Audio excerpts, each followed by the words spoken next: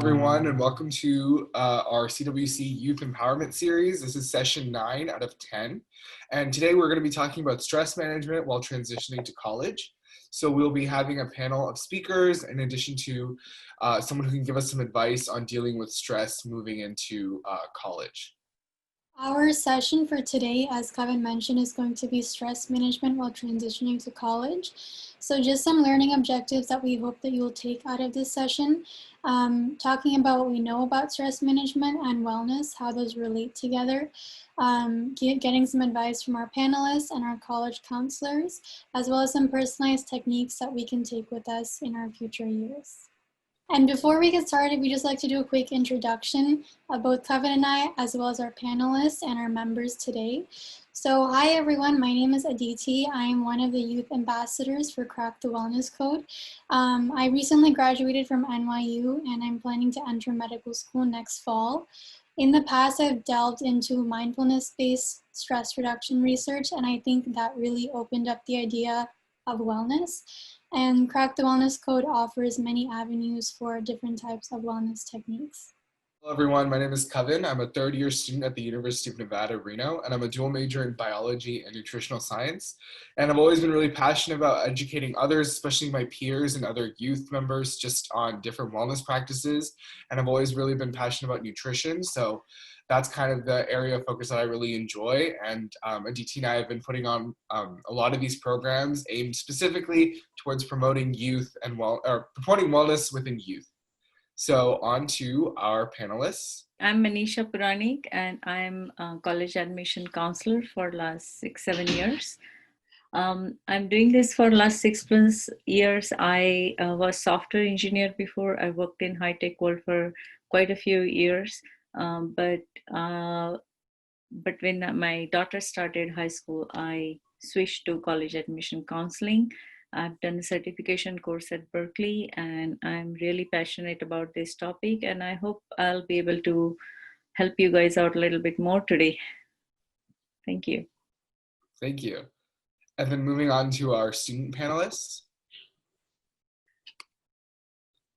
So Bhargava, you'd like to introduce yourself? Yeah, I'm Bhargava. As I said, I'm currently a junior at the University of Washington. I'm also a transfer student. I'm majoring in management information systems, and I'm originally from California. It's my fourth year in Washington, and yeah, I'm excited to talk with you guys. I guess we'll get started then. So let's go to our first question here. We're going to be given 4 choices, and the question is going to be, what is one of the most common types of stress? We have acute stress, chronic stress, episodic stress, or none of the above.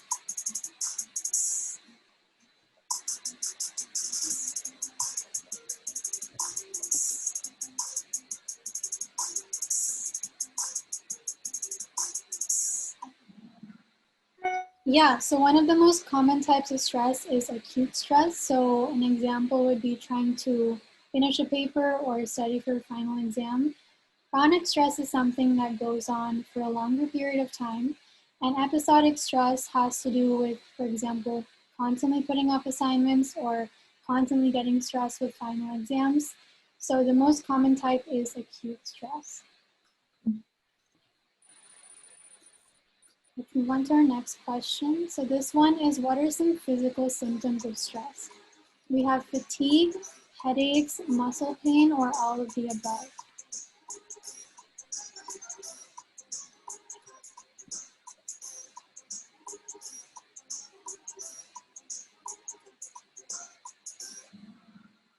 Yeah, so fatigue, headaches, and muscle pain, those are some common indicators of stress, but not necessarily if you have headaches, this correlates exactly to stress.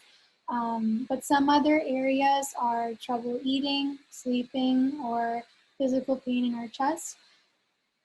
Let's move on to our next question. Okay, so our next question is sort of similar. It's, what are some behavioral symptoms of stress? So anything to do with our actions.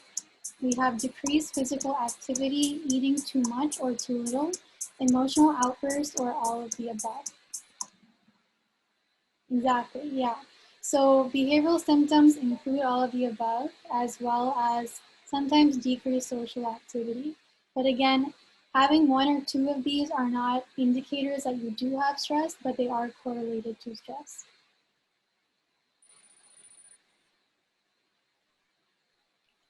Okay, and our last question on a similar note is, what are some cognitive symptoms of stress? So these have to do with the brain, the inability to focus, losing sense of organization, constantly wakeful or alert, or all of the above.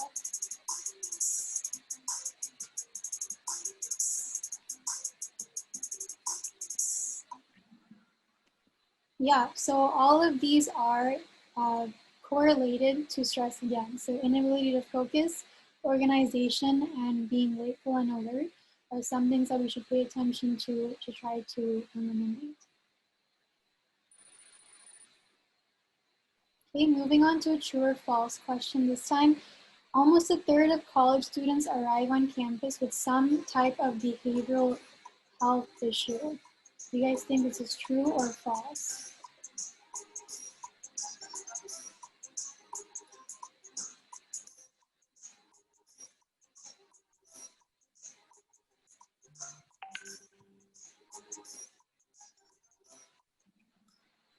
Yeah, so actually almost a third of college students do arrive with some behavioral health issue.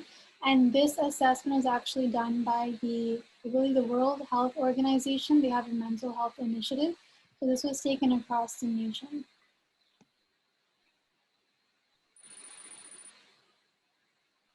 And our next question is actually another fact that they gathered from the study. So less than a third of students would seek help if they had a future emotional problem. Do you guys think this is true or false?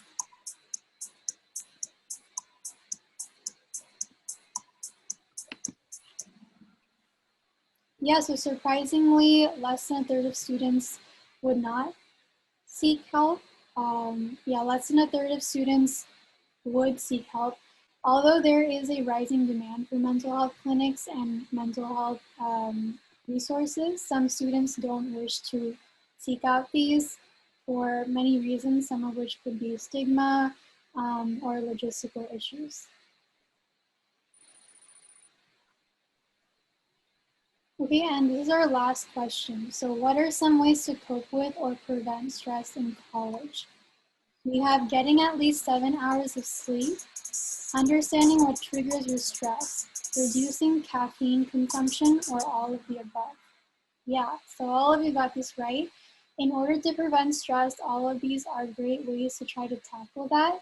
And specifically in understanding what triggers your stress, for example, writing a paper, you might want to look at strategies in which you could eliminate this in the future. Okay, and that was all for our trivia, so let's look at our results for this.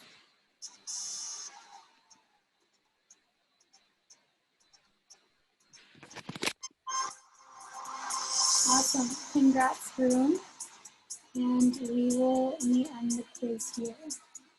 My name's Ishal. I'm currently a sophomore in college. Excited to be here and discuss the transition from high school to college with you guys.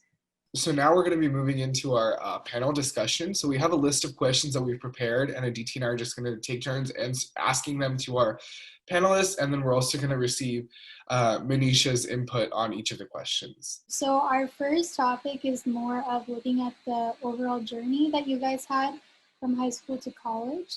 So our first question is going to be, what were some of the major challenges that you noticed when transitioning from high school to college? This can be academic, personality-wise, social-wise, whatever you think is most important. So, Vishal, why don't we start off with you? Yeah, definitely. I think that kind of moving from that high school setting to a college setting, that there's, I think for me, one of the biggest differences was basically the amount of independence you have. There's a lot of different activities and clubs that you might find on campus, like hundreds of them. And I think kind of like navigating that through your first semesters is always quite overwhelming. So I think the way that I kind of dealt with that was just spending my first semester focused on my academics and not really, committing to a specific organization, just kind of exploring what the different opportunities were. And I think that really helped me, look at, what I think would help me grow best, whether that be joining, a Photoshop class or like a business class or like an investing club. There's so many different opportunities. And I think, giving yourself that time to explore the new, I guess, opportunities that are on campus was pretty important for me. And yeah, I think that was kind of one of the biggest changes. For me, it was kind of different because I was in this weird situation where I'd moved from California and I was living in Washington, and I was an out-of-state student if I had applied to college, and I would be paying the out-of-state tuition. And that's something my family didn't really want to do. So my only option there was community college.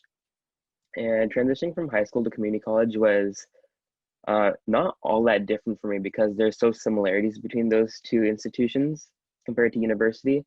I did find myself being a manager for myself because you have more freedom and more independence. So that was a big thing because in high school, everything's laid out for you. You have due dates, you have like a weekly schedule set for you from teachers. But in college, in community college, it's, you have due dates that are set at the end of the quarter or semester, and you have to really plan for that. And, at first it was really hard for me to do that because, I was at the beginning, I wasn't really the best person at time management. But something that did help me during college was to get a part-time job. It could be Starbucks or at a local grocery store. It really taught me like important life skills and time management skills, and ultimately helped me further my career in college. And I finally transferred to university. And so that's my advice for that. Manisha, would you like to give some insight? Specifically, what do you see as a common trend or differences between students who are making this transition? Like student when they go to college or when they, okay. So just before that, which college Ishi goes to? I attend UC Berkeley. UC. Yeah. Okay, thank you. So yeah, transition wise, it is hard because it is, the college is like, there are just so many students there, right? High school, you are still protected. When you go to college, there is no one to remind you of anything. There is no one to check whether you're attending class or not. So you are actually taking responsibility of yourself for doing everything, right? And which is good because you're independent. So first semester, you really have to stay focused on how you want to kind of, navigate yourself in this big space. And it is okay. You're going to be there for 4 years. So you have plenty of time. So whatever activities, whatever things you were doing in high school, if you find the similar thing in college, get started with that first. You don't have to continue. But something you failed that you couldn't do in high school and now you want to explore, just start exploring those things. Start attending different, the clubs that you like to do. College, I think, is much more than just going for academic learning, because you have to develop all your social skills, interactive skills, leadership skills if you want to. Because after college, you are going in the real world for job. So it's really important that you focus on all other aspects of college life too. And more than anything, I think you should enjoy college life. You should enjoy the dorm life. You should enjoy meeting new people. Don't think too much about grades and whether I'm doing right courses and whether I need to enjoy the whole education experience when you go to college. I think in high school, many of you get stressed out because of just the way the competition is, and how the colleges are, and everybody talks about top tier colleges and all. So people really get burnt out, stressed out. College, just reset everything and start all over again, and you'll be fine.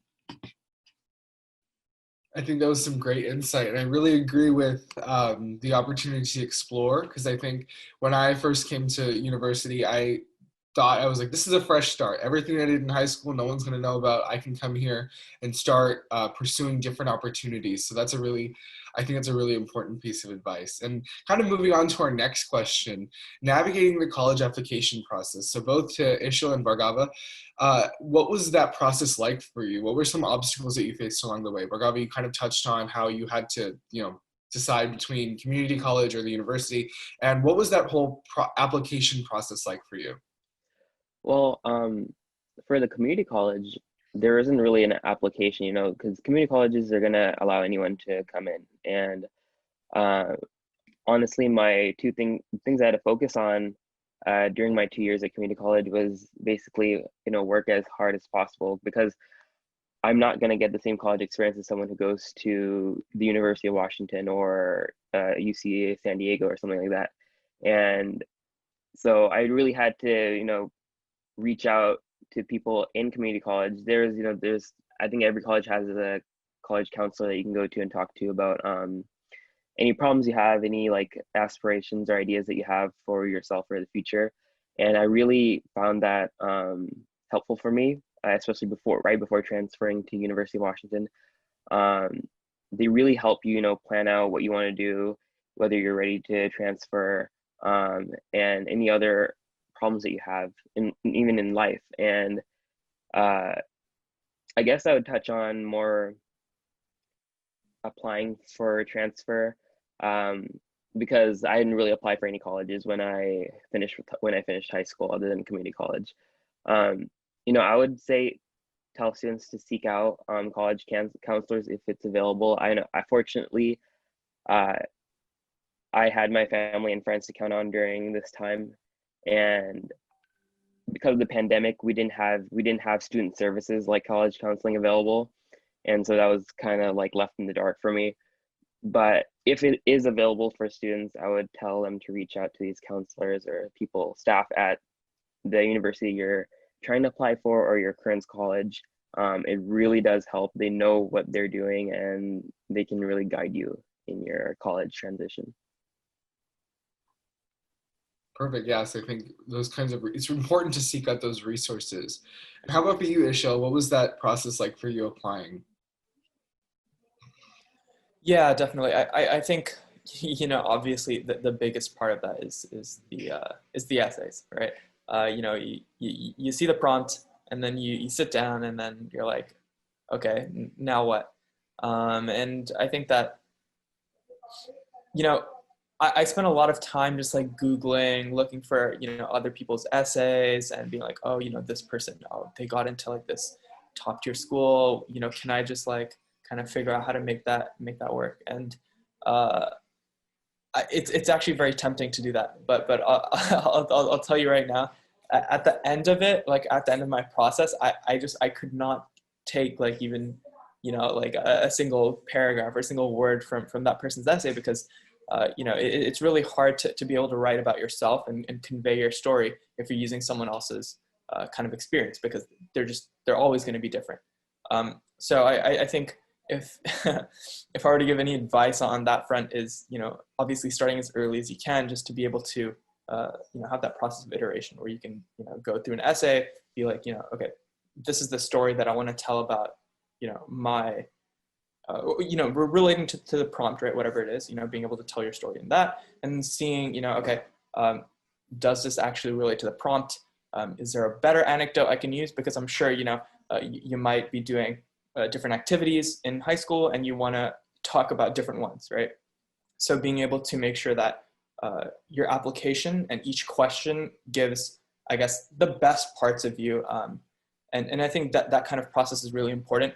And just like Bhargava mentioned, being able to reach out to those college counselors is definitely, going to be pretty helpful, because they know, how exactly essays are supposed to be written. It's unfortunate, but there is kind of like a standard, not a standard template, but there's kind of like a way to writing different applications. For example, if you're looking at the UCs, you kind of want to be able to get your point across quickly, be able to quantify your results, whether that be with accomplishments or whatnot. So yeah, so I mean, I definitely say, start early, staying true to whatever your story is, and looking out for resources. I also have, I think a friend of mine is also like started this college admissions like workshop thing. I can drop the link in the chat, but I think they also kind of show different resources that you can use to prepare yourself, no matter what stage you're at, whether you're a freshman in high school or you're a junior or a senior, figuring out which strategies to use when selecting colleges or writing your applications. But yeah. I think another thing that Ishil said is very important is starting early. That's just something that I've learned a lot in college, is just like start early as possible in anything and keep track of it in an Excel or a Google Doc, because that'll help, because if you don't remember something, you know that you wrote it down somewhere. And another thing would be like, if it would be like, you want to write your statements as genuine, as authentic as possible. You don't want to write something that is modeling someone else's life, because I guarantee you that it will not come out as authentic to whoever is reading it. And because you want to be someone who is yourself, presenting yourself anytime, whenever you're doing these kind of personal statements. And you don't want to be someone else's model or try to be like, follow this path of being manufactured, because my time in high school, I felt like I was being manufactured into this person that was trying to be like their friends, trying to like do the same things that their friends were doing, not what I was interested in. And that's something that not a lot of people have the capability, or I should say, like, I forgot the word, but not everyone has the fortune of doing what they want. But my best advice would be to don't model yourself after people that you're not, because it's not going to help you in the long run. Because for me, as I transferred to University of Washington, I was someone who was focused on doing, at the beginning I thought I was going to do computer science, I was going to go into the tech field. I soon found out that I wanted to be a business major, and I want to pursue that more, because that's who I really feel that I am. And I'd rather not be sitting there writing code all day at the computer, and instead I want to be talking with people. And so college is also not just a place to learn academically, but it's also a place to figure out who you are and who you want to be. Because once college is over, right, whatever you learn here is what you're going to be taking with you into your career, and you might be doing that your whole life, and you want to be in a place where you're happy doing whatever that is. That was really well said. Manisha, obviously as a college counselor, what is your insight to the whole application process? Yeah, I think Ishi and Bhargava, right? Sorry. Bhargava, I think they covered most of it. I would definitely just summarize some of the things that from my experience. Yes, you should start early, 9th grade, 10th grade. And if you want counselor, you can go for counselor. Like, that is my job. When kids come to me, when they're a sophomore or freshman, it helps me kind of build their profile, help them build their profile for application. But at the same time, I always tell them that don't always continuously think about college application. Okay, pursue something that you're passionate about and go in depth, and that will show up in your application no matter what. Okay, but don't say that, oh, I want to go this college and this student got in and he had this background, so let me try to do that. No, that's not going to work for you. Who you are a different person, right? So you have to follow your own instincts and own passion for anything. And there is plenty of time to do everything. You just have to organize a little bit better. Okay, and don't get stressed out thinking that, oh, are my essays going to be complete? Is my college list right? And there are counselors who definitely help you. And as Ishi pointed out, yeah, these essays, we think in certain way how we want to represent, but each college has their own pattern, and that's what we focus as a counselor. We guide students on that one. But what I want to insist is, don't rush for anything. Take your time. And as Ishi and Bhargava pointed out, you can read as many essays as you want, but at the end of the day, your essay will be your own story and in your own words. It will be your voice. It won't be my voice. It won't be your parents' voice. It won't be your friend's voice. It will be your voice, and that is important. And even if you are not like very creative writer, that's fine, as long as you are genuine, you come across genuine, and you can connect with college admission officer correctly and represent yourself. That's all matters. Okay. And a lot of times, the last point I'm going to say, a lot of times people call me in April or May and say, hey, can we start on essays? In summer is coming up, can we use a June, July? And I tell them, don't rush for it, because a lot of times students do a lot of important things in summer, in the rising senior summer. And that experience we do take into account while writing essay. So even if you start like in August, no worries, you will be able to finish your essays on time if you are on schedule. And of course, that's where I help my students too, and I kind of help them calm down in that sense, because they get very nervous about it. Am I behind? My friend has finished it, but they don't know that friends are going to rewrite a lot of those things, because now they want to talk about their summer experience too. And I'm talking this from my own experience, while helping out. I have helped out more than 150 plus students now, and they're all over. So from each of that experience, I can tell you, every year I get this call in panic attacks, like, oh, can we start now? Can we start now? And just relax. Everything falls in place. We just have to, do it systematically. That's all. Thank you. Thank you for that advice. And maybe going off the topic of time management, we actually have a question in the chat for Bhargava. It looks like you answered it, but perhaps you can talk about how time management skills transition from high school to college. How did you see that playing out in your college application process and in your transition to your first semester of college?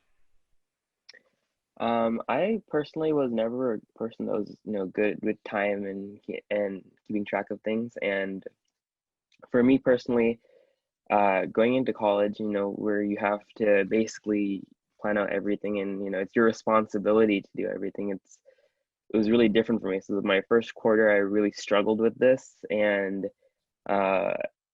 obviously it came to bite me back, because if you don't manage your time correctly, it's going to show in assignments, tests, and quizzes. And what I did was, one of my friends had gotten a job at Starbucks, and she said that it had helped her with time management, because she felt like a sense of responsibility, that she not only had school, but she also had family and work to think about. And for her, I did think it was interesting, because how I think someone in the chat said, how would that help with time management? And I also had the same question too. But I started the job, and for some reason it just clicked for me, because I felt like I had a schedule in place for me for the first time in a long time. It was like I was waking up in the morning, I was going to school. I had a set period of hours to work on assignments or talk with people. And then I had work in the evening. And then I had another couple hours to come back home, finish stuff, and then go to sleep. After a couple of weeks, it does get monotonous, but at the same time, you get used to it. But what I'm trying to say is that, like, this idea of having a set schedule and a set discipline really helped me with time management, and I got into the cycle of caring about time and keeping track of everything. And that's what I'm trying to get through, is like that portion of having responsibility and discipline, developing discipline, really helped me with time management. Thank you. And Ishil, do you have anything to add about how time management transitioned from high school to college? Sure. To be honest, I'm still pretty bad with managing my time. I don't know if anyone has a magic, spell they can give me that would be great. I think that I did have a little bit of success early this year. being able to kind of manage my time.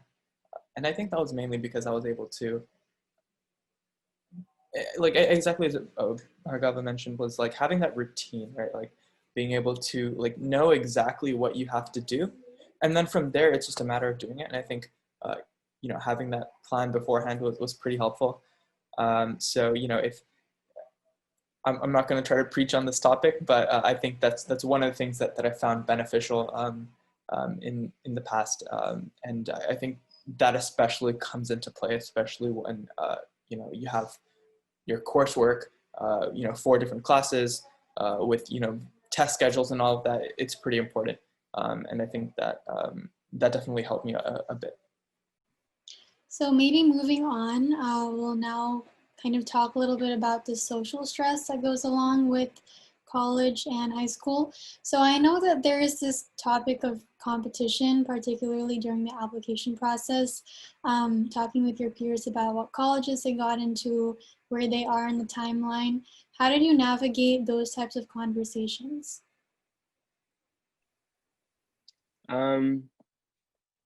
I definitely had a weird college timeline um, compared to the friends and people I knew, because most of my friends I knew had finished high school and went off to their own universities, and I was kind of stuck in this position of going to community college and then transferring.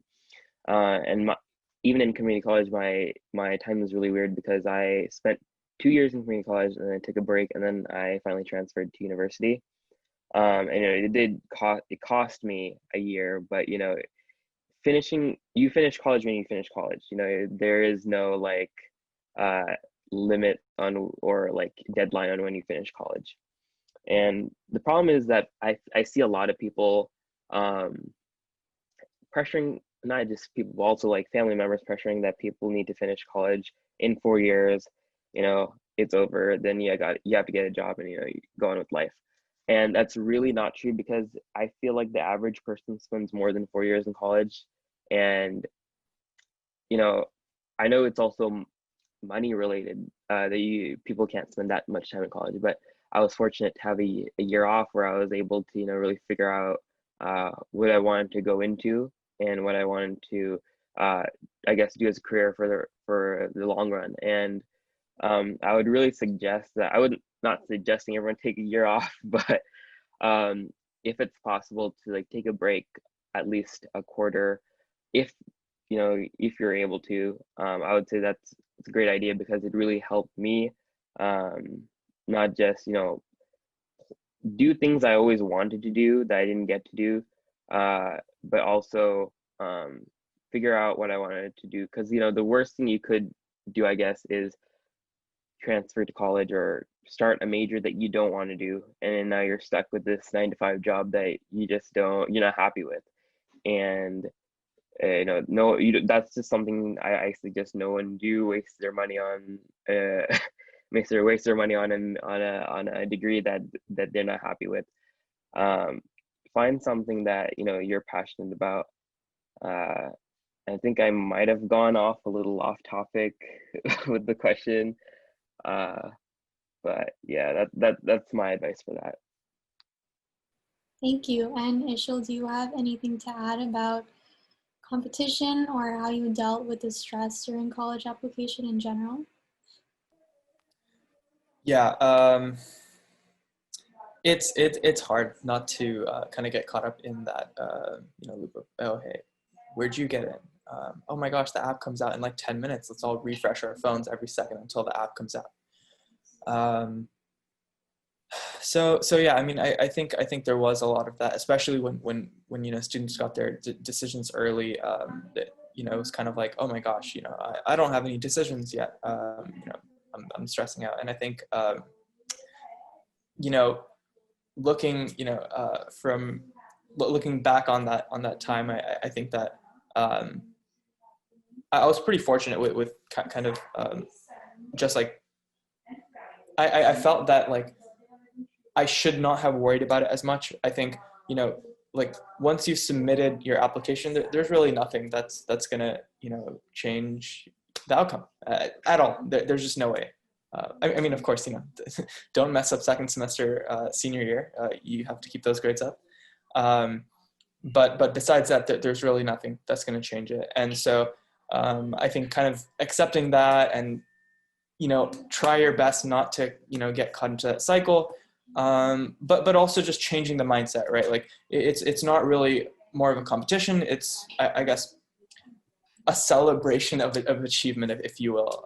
And so I think, I don't know, maybe if you're able to kind of change the way that you think about that, like the culture behind, I guess, college admissions, that really does make it less competitive and more just like, hey, congrats, I'm sure you worked hard for it. And so, congrats. And that's kind of, I think, how I think I should and would have tackled it. I also do have, I have talked to friends about this as well, and they also realize, there's really no point in watching those YouTube videos about, people's reactions to decisions and all that, because at the end of the day, that does not change anything, and it does not, the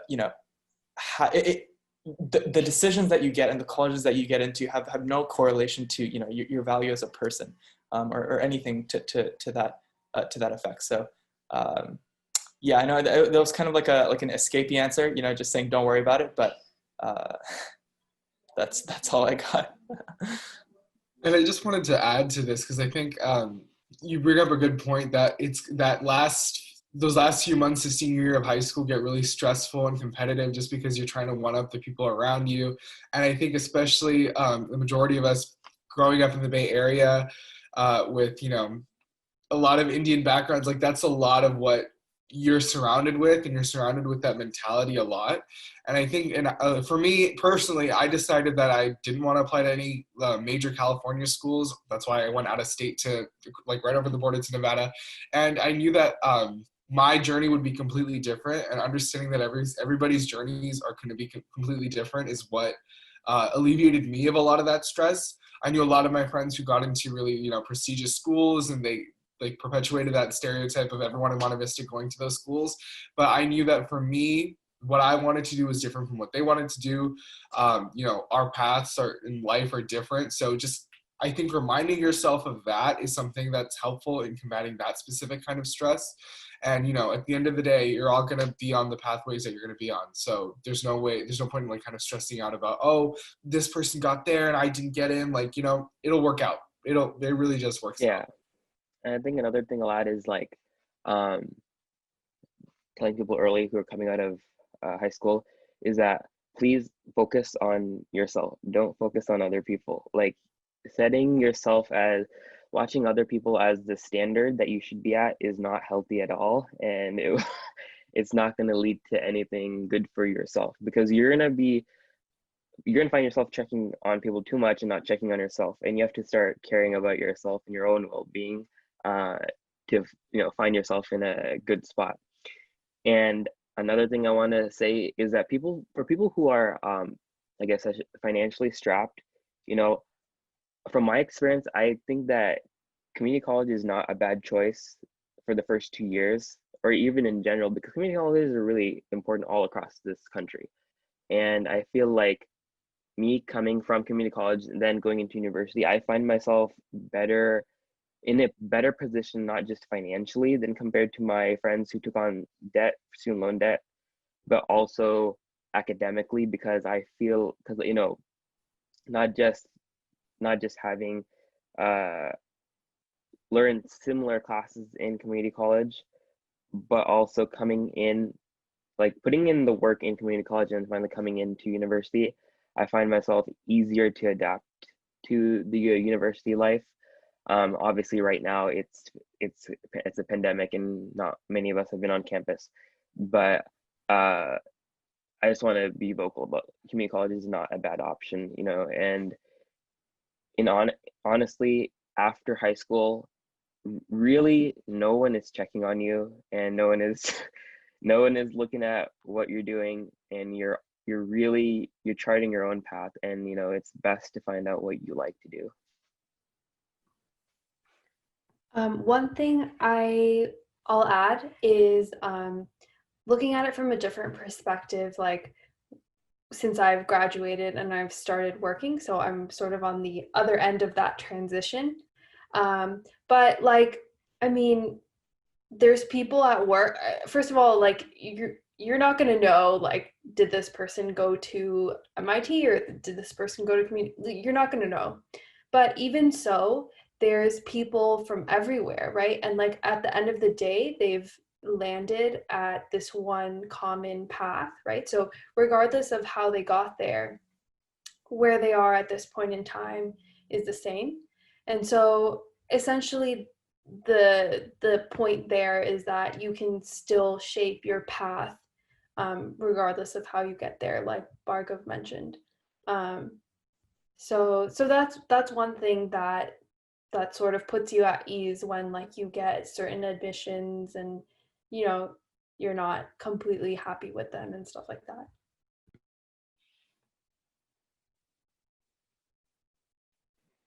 And Manisha, do you have anything to add on the concept of competition or general and timeline, how students deal with that?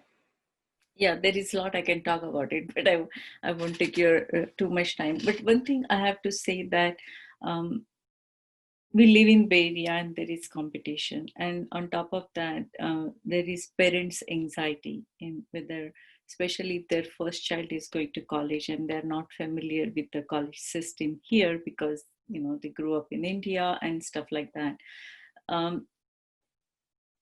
For them, it is important to understand the process and so that they don't add stress in their student's life.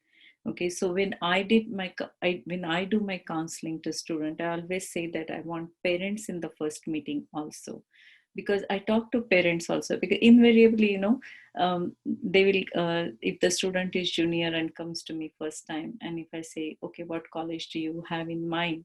Invariably, Bay Area student will say, I would always like to apply to Stanford.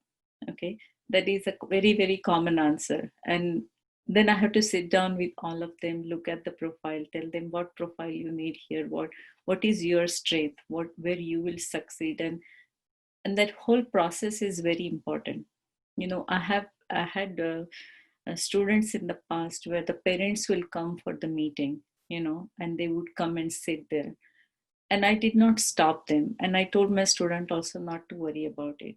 And after 2 meetings they realized that they have no role to play in our meeting.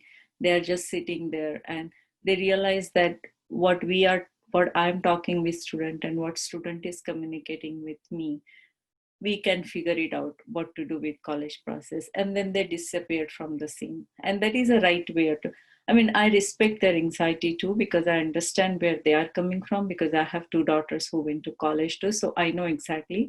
And that's why I always say my counseling is for parents also, because I totally get it, their stress and their anxiety, because they are hearing all these stories from the Bay Area other students.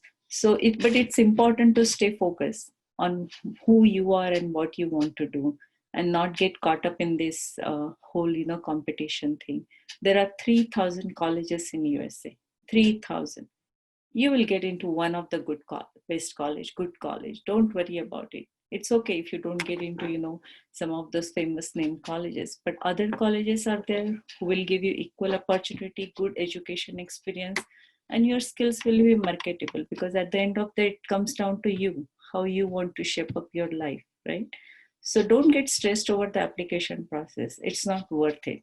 Okay, as Ishi pointed it out correctly, you know, once you go to college, if you laugh at the whole thing that, oh, why did I go through all that? You know, it is important, but not worth, you know, spending your every moment on that, right? When you're in high school. I always advise my students that you have 10 weeks of summer. Do 6 weeks something that will contribute to your, you know, skill set, to your passion.